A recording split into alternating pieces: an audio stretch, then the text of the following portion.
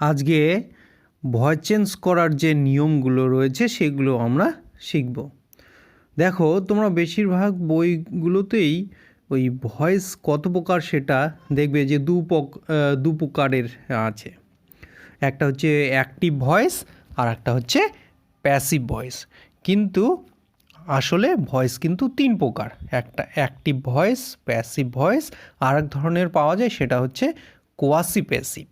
তো সেগুলো আমরা শিখবো, কোয়াসি প্যাসিভটা কী আছে, ঠিক আছে, সেটা পরের দিকে ভিডিওতে আমরা জানবো। দেখো, এখন আমরা একটি উদাহরণের মধ্য দিয়ে এই ভয়েসকে বোঝার চেষ্টা করি। এই যে বাক্যটি রয়েছে, দেখো, রতন ইজ প্লেয়িং ক্রিকেট। এই যে বাক্যটা, এটা হচ্ছে একটা অ্যাক্টিভ ভয়েস। তো এই সেন্টেন্সের মধ্যে কোনটি সাবজেক্ট, কোনটি বি ভার্ব, এগুলো কিন্তু তোমাদের আগে থেকেই জানতে হবে, ঠিক আছে। সেগুলো আগে থেকে একটু ভালো মতো করে বুঝে নেবে। যেমন এই বাক্যটিতে রতন হচ্ছে সাবজেক্ট, ইজ যে রয়েছে এটা হচ্ছে বি ভার্ব। তোমরা জানো am, is, are, was, were, has, have ইত্যাদি সমস্ত কিছুই বি ভার্ব। প্লে এটা হচ্ছে মেন ভার্ব, তার সঙ্গে আইএনজি যুক্ত রয়েছে। আর ক্রিকেট এটা হচ্ছে অবজেক্ট। তো যারা ভয়েস এর আগে কখনো করেছো বা একটুখানিও আন্দাজ রয়েছে, তোমরা খুব সাধারণভাবে জানো যে অ্যাক্টিভ থেকে যখন আমরা প্যাসিভে করি তো একদমই সহজ বিষয়। এই যে সাবজেক্টটা রতন, সে কী হয়ে যায়, সে হচ্ছে অবজেক্ট হয়ে যায়। আর অ্যাক্টিভের যে অবজেক্টটি রয়েছে, যে ক্রিকেট যে শব্দটি, সেটা কি হয়ে যায়, সাবজেক্ট হয়ে যায়। তার মানে এদিকে ক্রিকেট এদিকে চলে এলো, রতন এপাশে চলে গেল। এবার এই যে রতন, তার সামনে একটা বাই বসাতে হয়। আর কি, ভার্বের অবশ্যই পিপি ফর্ম কিন্তু আমাদেরকে বসাতে হয়। পৃথিবীতে যত ধরনের ভয়েস রয়েছে, তো সব ভয়েসেই কিন্তু কি করতে হয়, ভার্বের অবশ্যই পিপি ফর্ম মানে ভার্বের ভিতরি বা পাস্ট পার্টিসিপল ফর্ম যাকে বলা হয়, সেটা কিন্তু করতে হয়। সেটা অবশ্যই করতে হবে। তো দেখো, এই তিনটে সাধারণ জিনিস, হ্যাঁ, আমাদের কিন্তু অ্যাসার্টিভ সেন্টেন্সে ভয়েস সাধারণত অ্যাসার্টিভ সেন্টেন্স, ইন্টারোগেটিভ, আর হচ্ছে ইম্পারেটিভ, আর অপটেটিভেরও কিছু হয়। তো এই সেন্টেন্সগুলোর হয়। তো আমরা যেটা প্রধান যেগুলো তোমাদেরকে শিখতে হয়, আজকে যেটা শিখব অ্যাসার্টিভ সেন্টেন্সের, সেগুলোতে এই তিনটে বিষয় মানে অবজেক্টটি সাবজেক্ট হয়ে গেল, সাবজেক্টটি অবজেক্ট, আর হ্যাঁ, এবং ভার্বের পিপি ফর্ম যে হবে, এটা কিন্তু একদম কমন নিয়ম, কমন রুলস। তো এটা সমস্ত সেন্টেন্সগুলোতেই হয়। এটা বাদে বাকি যতটুকু জায়গা থাকলো, দেখো মাঝখানটা তাহলে ক্রিকেট আর প্লেইড, এর মাঝখানটা কি ফাঁকা থাকলো, এই জায়গাটাতে তাহলে কি বসবে, এই জায়গাটাতে কি বসতে পারে, সেটা শুধুমাত্র যদি তোমরা শেখো তাহলেই কিন্তু ভয়েসটা কি শিখে যাবে। আমরা আগে যেরকম বিভিন্ন বইয়ে যে নিয়মগুলো রয়েছে অ্যাক্টিভ থেকে প্যাসিভে, এই সেন্টেন্সটি যেমন রয়েছে প্রেজেন্ট কন্টিনিউয়াস টেন্সের, তার যে প্যাসিভ করার যে নিয়ম, হ্যাঁ, সেটা যদি তোমরা বইয়ে দেখো, এরকম থাকবে যে subject plus am is are plus being plus ভার্বের PP form plus by plus কি অবজেক্ট। তো এই যে পুরোটা এতগুলো কথা অনেকগুলো সেন্টেন্সের, যেমন সিম্পল পাস্টের, তারপরে সিম্পল প্রেজেন্টের, এইভাবে যতগুলো সেন্টেন্স রয়েছে প্রত্যেকটারই আলাদা আলাদা করে নিয়ম রয়েছে। তোমরা সেটা খুব ভালো মতো করে জানো, তাই এতটা আমরা কিন্তু মাথায় রাখবো না। যারা মনে রাখতে পারছো আগের থেকে তাদের ঠিকই আছে, তারা ওভাবেই মনে রাখবে। আর যারা মনে রাখতে পারছো না তাদের বলছি, তোমরা এটা দেখবে, তোমরা অবশ্যই কিন্তু মনে রাখতে পারবে। আর যারা ওভাবে শিখেছো তাদেরও অনেকটাই কিন্তু সুবিধা হবে। এই জায়গাটুকু যদি ভালো মতো করে শুধু জেনে যাও, মানে যে জায়গাটুকুতেই এই ভুল হয় সব সময় তোমাদের ছাত্রদের বেশিরভাগই কিন্তু এই যে জায়গাটুকু আমি ব্ল্যাঙ্ক রেখেছি, ফাঁকা রেখেছি, এই জায়গাটাতেই বেশিরভাগ ছাত্ররা কিন্তু ভুল করে। তাই যারা ভালো ছাত্র, ওই বড়টাও মনে রেখেছো, তারাও যদি এই জায়গাটুকু একটু ভালো মতো করে মনে রাখো, তাহলে দেখবে অনেকটা কিন্তু সুবিধে তোমরা পেয়ে যাবে ভয়েস চেঞ্জ করার সময়। যাকে আমরা শিখবো, এই যে দেখো বাবা, এখানে যে এই বিভার্বটা যেটা রয়েছে যে ইজ রয়েছে, তো এখানে অ্যামও থাকতে পারতো, আরও থাকতে পারতো, যে এই অ্যামিজারের মধ্যে যেটাই থাকবে তোমাদের প্যাসিভে কী হবে বলো তো, মানে সেই অ্যামিজারের মধ্যেই হ্যাঁ যে কোনো একটি কিন্তু আমাদের এখানে বসাতে হবে। মানে ক্রিকেটের পরে যেটা এখানে ক্রিকেট, তো ক্রিকেটের পরে যে বিভার্বটি বসবে সেটা তোমাকে এখানে বসাতে হবে। তো ক্রিকেটের পরে কি অ্যাম হয়, ইজ হয় না আর হয়, সেটা কিন্তু তোমাদের বুঝতে হবে। তো ক্রিকেটের পরে তোমরা জানোই, যারা জানো যে ক্রিকেটের পরে ইজ হয়, এটা বসালে। আর পৃথিবীতে যত ধরনের সেন্টেন্স রয়েছে যদি সেই সমস্ত বাক্যগুলোতে আইএনজি থাকে ভার্বের পরে, মানে কোনো কন্টিনিউয়াস টেন্স থাকে, তো সেই আইএনজির পরিবর্তে বিং বসাতে হয়। জাস্ট এই জায়গাটুকু যদি তোমরা মনে রাখতে পারো তাহলেই কিন্তু তোমাদের ভয়েস একদমই সহজ সরল হয়ে যাবে। যাই হোক, আমরা পরে আর একটা উদাহরণের মধ্য দিয়ে আরেকটু বুঝবো। এবার দেখো আরেকটি উদাহরণের মধ্য দিয়ে আমরা এই অ্যাক্টিভ থেকে যে প্যাসিভ করতে হয় সেই নিয়মটা শিখব। তোমাদের আমি আগেই বলেছিলাম যে অ্যাসার্টিভ যে সেন্টেন্সগুলোতে সেগুলো এই যে কমন রুলস কিছু থাকে, 1 থেকে 3-4টে আর কি থাকে, ঠিক আছে। প্রথম যে 3টা আছে আমাদের এখানে কমন রুলসে, এই 3টাই বেশি থাকবে। এই 3টেই থাকতেই হবে তোমাদের এই অ্যাসার্টিভ সেন্টেন্সের যখন তোমরা প্যাসিভ করবে তখন এটা কিন্তু অবশ্যই থাকবে। চলো আমরা এই যে কমন রুলস রয়েছে সেই রুলস দিয়ে এই যে আমাদের এখানে একটা উদাহরণ রয়েছে সেই উদাহরণটাকে আমরা করার চেষ্টা করি। তোমাদের আগে আমি বলেছি যে সেন্টেন্সটা থাকবে তার সাবজেক্ট কোনটা, কোনটা ভার্ব, হ্যাঁ কোনটাই বা বি ভার্ব, আর কোনটা অবজেক্ট, এটা কিন্তু তোমাদেরকে আগে থেকেই বুঝতে হবে এবং ভালো মতো করে জানতে হবে, না হলে কিন্তু তোমরা বুঝতেই পারবে না কোনটা কি করবে, সেটাই মাথায় থাকবে না। তো দেখো এই যে সেন্টেন্সটা রয়েছে, বয়েজ আর ড্রয়িং এ পিকচার, এই সেন্টেন্সটাতে তাহলে সাবজেক্ট কোনটা, বয়েজ, বিভার্ব কোনটা, আর ড্রয়িংটা হচ্ছে ভার্ব, আর এ পিকচারটা হচ্ছে অবজেক্ট। তাহলে দেখো এই যে কমন রুলস যে রয়েছে সেই কমন রুলস দিয়ে আমরা এবার বোঝার চেষ্টা করি। দেখো 1 নম্বরে কী লেখা আছে, অবজেক্টটি সাবজেক্ট হবে। তাহলে অবজেক্ট কোনটা এখানে, এ পিকচার, তাহলে এ পিকচারকে আমাদেরকে সামনে নিয়ে আসতে হবে, এ পিকচারটাকে তাহলে আমরা সামনে নিয়ে আসলাম। আচ্ছা, তাহলে সাবজেক্টের পরেই আমরা কিন্তু কি করব, 1 নম্বর নিয়মের পরেই কিছুটা ব্ল্যাঙ্ক দেব, যাতে দুটো অক্ষর বসে এরকমটা ব্ল্যাঙ্ক আমরা রাখবো। আচ্ছা, এটা হচ্ছে 1 নম্বর। দেখো 2 নম্বরে কী করতে হবে, যে ভার্বটা আছে ড্র, সেই ড্র যে ভার্ব, হ্যাঁ 2 নম্বর যে নিয়মটা দেখো কি আছে, ভার্বের অবশ্যই পাস্ট পার্টিসিপল ফর্ম বা V3 করতে হবে। তাহলে এই যে ড্রয়ের যে পাস্ট পার্টিসিপল ফর্ম বা V3 সেটা কিন্তু তোমাদের এখানে বসাতে হবে। আর এটা প্রত্যেকটা ভয়েসে থাকবেই, তাই এখানে স্টার চিহ্ন দিয়েছি, যে রুলসগুলোতে স্টার চিহ্ন দেওয়া আছে সেটা VBI, সেটা খুব ভালো মতো করে মাথায় রাখবে, ঠিক আছে। তো ভার্বের অবশ্যই PP ফর্ম করতে হবে, তো ড্রয়ের PP ফর্ম হচ্ছে ড্রন। তারপরে কি করতে হবে, দেখো 3 নম্বর রুলটা কি আছে, যে সাবজেক্টটি অবজেক্ট হবে এবং তার সামনে বাই বসাতে হবে। তাহলে সাবজেক্টকে এখানে বয়েস, তাহলে বয়েসটাকে একদম শেষে বসাবো এবং তার সামনে একটা বাই বসাবো। তাহলে দেখো আমরা কতটুকু জায়গা বসালাম, এ পিকচার, একটা ড্যাশ, ড্রন বাই বয়েস। এবার এই যে মাঝখানের জায়গাটুকু, সেই মাঝখানের জায়গাটুকুই আমাদেরকে কিন্তু শিখতে হবে। জাস্ট এই জায়গাটুকু যদি তোমরা ভালো মতো করে শেখো তাহলেই তোমরা এটা করতে পারবে। এবার দেখো 4 নম্বর যে নিয়মটা আছে, 4 নম্বর তোমাদের আগেই বলেছিলাম, হ্যাঁ যে ভার্বের পর যদি আইএনজি থাকে তাহলে তাকে কি করতে হবে, একটা বিং বসাতে হবে, ঠিক আছে। এটা তোমরা মনে রাখো, আমরা এখন লিখব, আর এরপরেই আমি অর্ডারটা কার পরে কি বসবে, হ্যাঁ সেই যে নিয়মটা সেটাও আমি পরে দিয়ে দিয়েছি, পরে দেখলেই বুঝতে পারবে, ঠিক আছে। তো স্বাভাবিকভাবেই মনে রাখবে অবশ্যই, তবুও আমি বলে দিই, এই যে ফাঁকা জায়গাটাতে, এই ফাঁকা জায়গাটাতে সাবজেক্টের পরে অবশ্যই বি ভার্বকে বসাতে হবে, ভালো করে মাথায় রাখবে।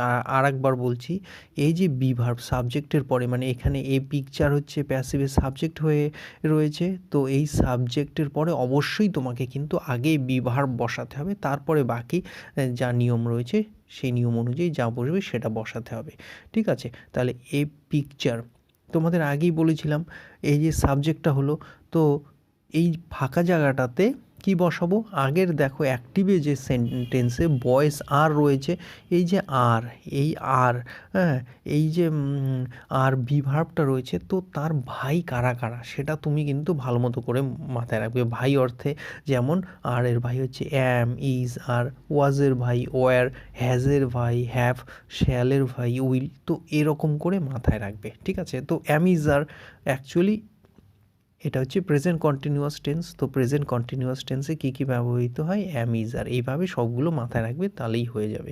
আমি পরের নিয়ম লিখেই দিয়েছি, অত চিন্তার ব্যাপার নেই। এই নিয়মটা দেখলেই তোমাদের সব ইজি হয়ে যাবে।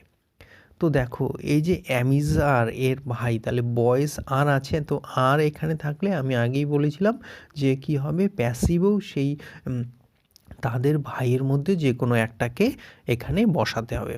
তাহলে এ পিকচারের পরে তাহলে কি হবে, ওখানে অ্যামিজার যেহেতু রয়েছে, অ্যামিজারের মধ্যেই এখানে যে কোনো একটা বসাবে, এবং সেটা অবশ্যই বর্তমান সাবজেক্ট অনুযায়ী, মানে প্যাসিভের সাবজেক্ট অনুযায়ী কোন বিভার্বটা বসবে সেটা তোমাকে কিন্তু নিজেকে বুঝতে হবে। তাহলে এ পিকচারের পরে কি বসবে, ওই অ্যাম বসবে, ইজ বসবে না আর বসবে, সেটা তোমাকে নিজেকে বুঝতে হবে। তাহলে সাধারণভাবে কি হয়, এ পিকচারের পরে ইজ বসে, তাহলে ইজ হলো। আর ওই যে বাকি আইএনজিটা রয়েছে, ওই দেখো নিচে 4 নম্বর নিয়মে লেখাই আছে, আইএনজি থাকলে কি হবে, আমরা প্যাসিভে বিং বসাবো। আগের যে নিয়মটা আমরা শিখলাম তার নাম দিয়েছিলাম কমন রুলস। এবার আমরা যে নিয়মটা শিখব তার নাম দেই বেসিক রুলস। তো বেসিক রুলসে সাধারণত কি হয়, অ্যাক্টিভে কোন ধরনের বিভার্ব থাকলে প্যাসিভে কোন ধরনের বিভার্ব হবে সেটা আমরা এই বেসিক রুলস থেকে শিখব। আবার বলছি, ভালো মতো করে শোনো। অ্যাক্টিভে কোন ধরনের বিভার্ব, মানে অ্যামিজার থাকলে প্যাসিভে কি হবে, মানে কোন বিভার্ব হবে, সেটা আমরা এই যে এখান থেকে আমরা শিখব।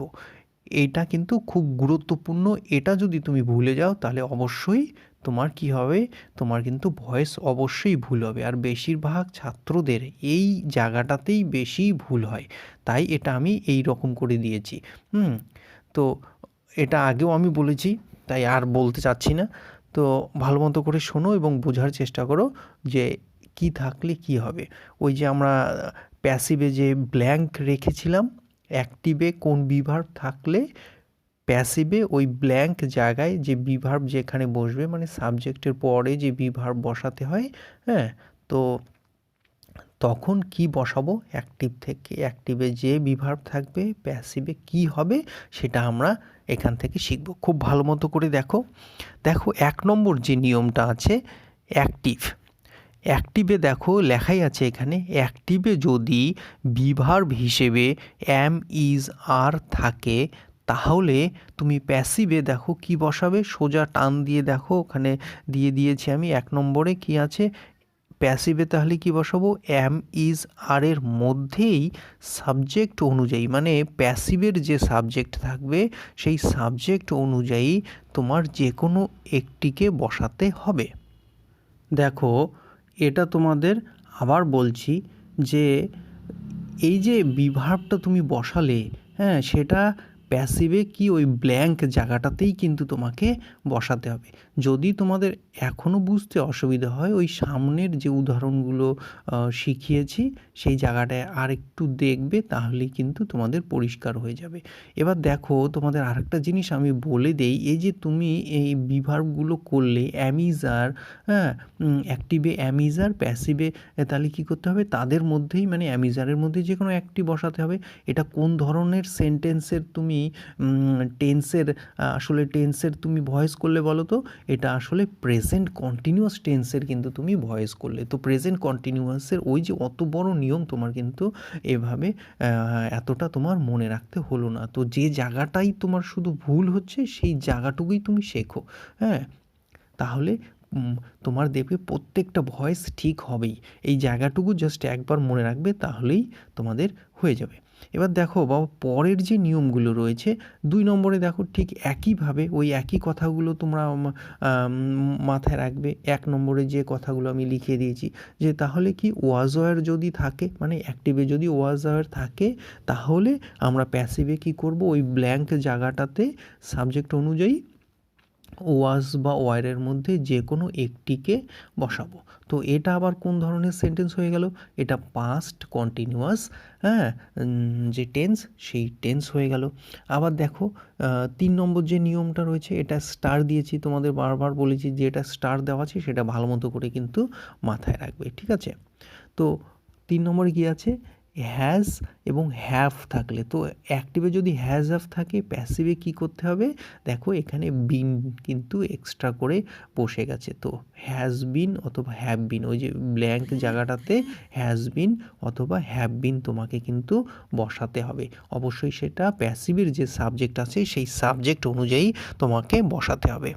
এবার এটা কোন ধরনের টেন্স হয়ে গেল, এটা হচ্ছে প্রেজেন্ট পারফেক্ট টেন্স হয়ে গেল। 4 নম্বর যে নিয়মটা আছে, 4 নম্বর নিয়মটা দেখো, হ্যাড থাকলে, হ্যাঁ, তো হ্যাড থাকলে কি হবে, হ্যাড থাকলে প্যাসিভে ওই হ্যাড বিন বসাতে হবে। অবশ্যই সাবজেক্ট অনুযায়ী। তো এখানে পাস্ট পারফেক্ট এটা লেখাই আছে, দেখো বুঝতে পারছো যে 4 নম্বর যে নিয়মটা আছে এটা হচ্ছে পাস্ট পারফেক্ট টেন্সের নিয়ম। তো এখানে তোমরা জানো প্রত্যেক সাবজেক্টের পরই হ্যাড বসে, তাই এটা নিয়ে কোনো চিন্তাই নেই। এবার দেখো 5 নম্বর যেটা আছে, শ্যাল বা উইল থাকলে কি করবে তোমরা, শ্যাল বি বা উইল বি, ওই ব্ল্যাঙ্ক জায়গাটাতে সাবজেক্ট অনুযায়ী, হ্যাঁ, যেখানে শ্যাল হবে সেখানে শ্যাল বি, আর যেখানে উইল হবে ওখানে উইল বি। তবে এখন বর্তমানে সব জায়গাতেই উইল লেখা যায়, হ্যাঁ, কেউ যদি শুধু উইল শেখো, হ্যাঁ, উইল বি শেখো, তাহলেই তাও হবে, ঠিক আছে। এবার দেখো এটা কোন ধরনের সেন্টেন্স তাহলে হয়ে গেল, এটা হচ্ছে সিম্পল ফিউচার যে টেন্স, সেই টেন্সের নিয়মটা তোমরা শিখে গেলে। এবার 6 নম্বরে কি আছে দেখো, শ্যাল হ্যাভ বা উইল হ্যাভ থাকলে কি হবে, হ্যাঁ, উইল হ্যাভ বিন, তো এখানে আর দেইনি তাই শ্যাল হ্যাভ বিন দেইনি। তোমরা যদি সবখানেই তোমরা উইল হ্যাভ বিন বসাও তবুও কিন্তু সঠিক হবে, কোনো ভুল হবে না। তো এটা আবার কোন ধরনের টেন্স হয়ে গেল, এটা হচ্ছে ফিউচার পারফেক্ট টেন্স। তো জাস্ট এইরকম করে এইটুকু শিখলেই কিন্তু তোমরা যদি মাথায় জাস্ট যে জায়গাটা ভুল হচ্ছে, মানে এই জায়গাটাতেই বেশিরভাগ ছাত্রদের ভুল হয়, তো এই জায়গাটা যদি খুব ভালো মতো করে তোমরা বাবা মাথায় রাখতে পারো, আশা করি হ্যাঁ তোমাদের কঠিন যে ভয়েসগুলো সেগুলো কোনো জায়গাতেই ভুল হবে না।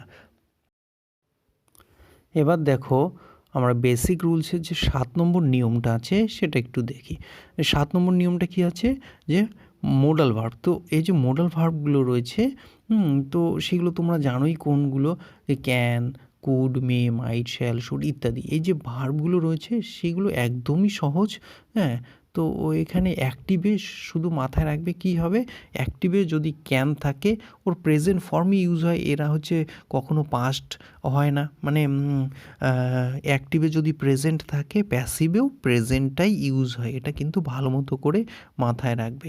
যেমন ক্যান, তো ক্যান এর প্রেজেন্ট প্যাসিভেও ক্যানই হবে, জাস্ট তারপরে শুধুমাত্র একটি বি যুক্ত হবে।